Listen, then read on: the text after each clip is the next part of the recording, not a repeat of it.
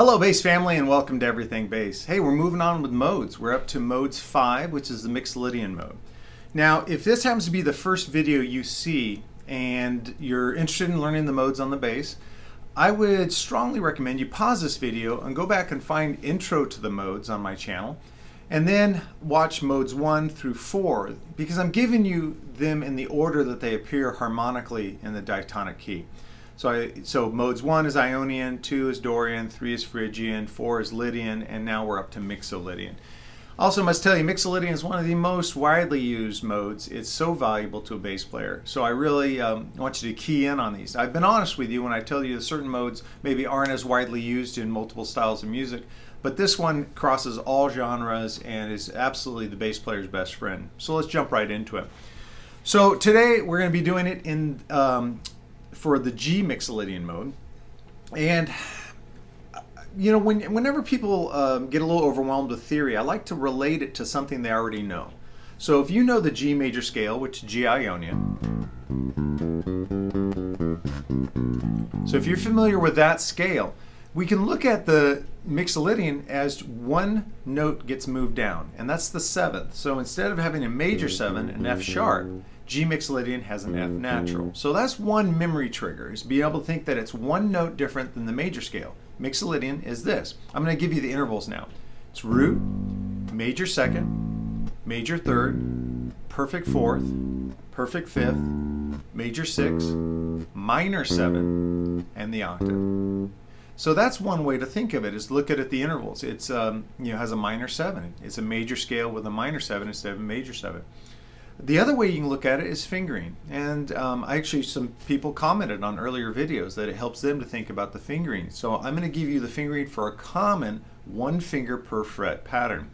Now, I always say that 1 finger per fret. Now, what that means, just in case you're unfamiliar, is that we kind of dedicate a finger to cover any of the notes on a given fret. So instead of sliding around, having our head diagonal like this, we kind of line it up.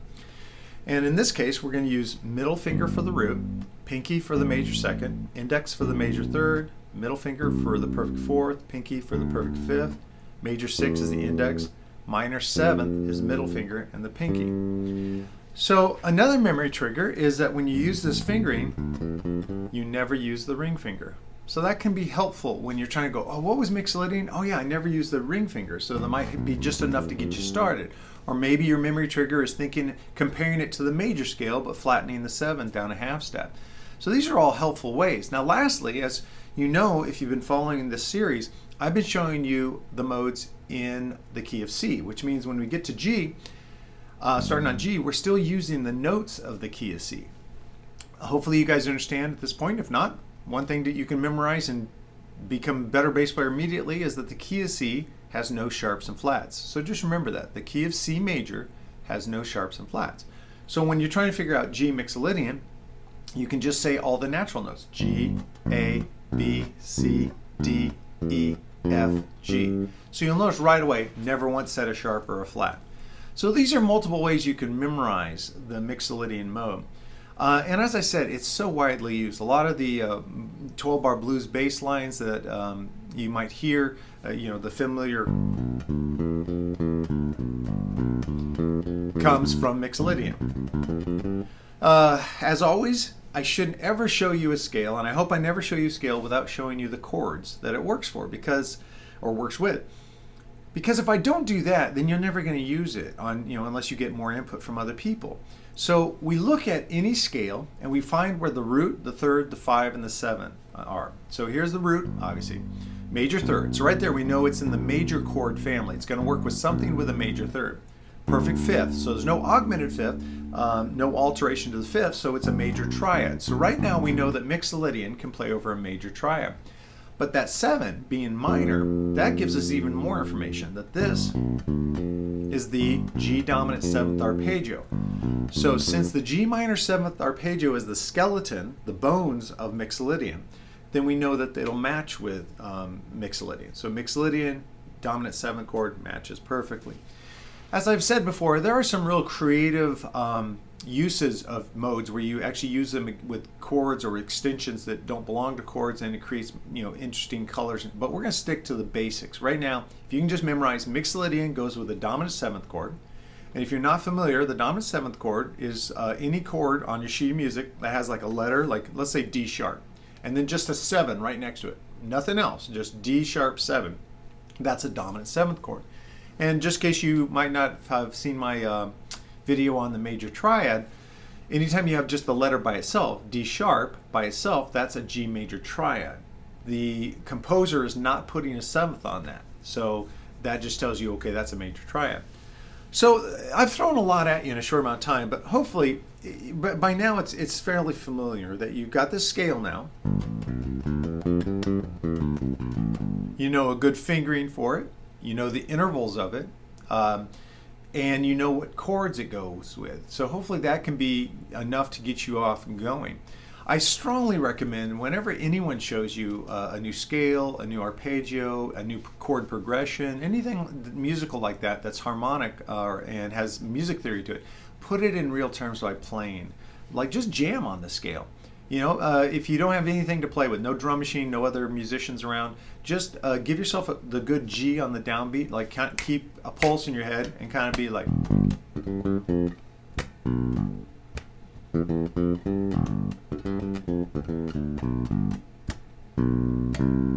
You know, and just kind of make up stuff. When we create with any kind of theoretical concept, we actually deepen our understanding of it, improve our recall of it, because we've given it a personality that we'll be able to draw upon and recall it better. So that's G Mixolydian, the Mixolydian mode. As always, last couple of lessons, I've kind of shown you that if you were to play all the modes in the roots that I've shown you, all from the key of C, and you play them in order: C Ionian, D Dorian, E Phrygian, F Lydian. Now I'm coming down here for G Mixolydian, but I can also play it here. I've played all the natural notes in that range because all the modes relate with the same notes. So it also helps you unlock the fingerboard, I think, in a very powerful way. All right, what are your questions? Don't keep them to yourself. Comment below if you have questions about Mixolydian. Even if you want to go a little deeper, I can use the comment section, or I'll just create a new video to answer those questions. You can also email me at dtitus@daletitus.com. If you don't want your question in the comments, that's fine with me. All right, let's go on to our Encore item. The Encore item is, well, you know, in the late 80s, early 90s, there were a lot of great bands out there, and you know, now you look back and a lot of people say hair metal because all the male and female musicians had big Aquanet styled hair and their spandex. But what that masked or maybe distracted people from is some amazing musicianship, So as all these bands were coming out, there was a band that I feel was unfairly lumped in with the hair metal moniker, and that is Extreme. And today's Encore item is Extreme 2 Porno Graffiti. Extreme was, I think, is a phenomenal band. I hate using the was, it seems so past tense.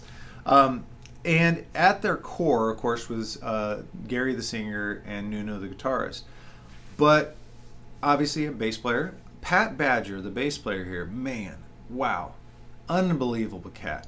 They also really ushered in a new style of hard rock heavy metal, which had such a funky foundation, rock solid drummer, and this bass player, Pat, who was coming up with super creative bass lines, such a pocket player.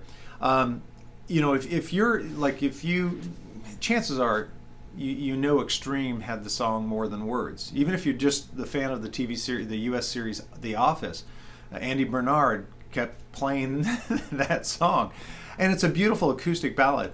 But I'm hoping that your appreciation of Extreme doesn't stop there. You should check out this album, Extreme 2 Porno Graffiti, and go and check out Decadent Dance. Get the Funk Out. That's a great song, man. It's got such a power groove to it, and Pat and the drummer lock in so tightly. Susie, I actually had the fortunate to play Susie live at MI for an orientation concert, I think, with the phenomenal vocalist Corinne Sheehan, and Ray Luzier on drums, who's awesome.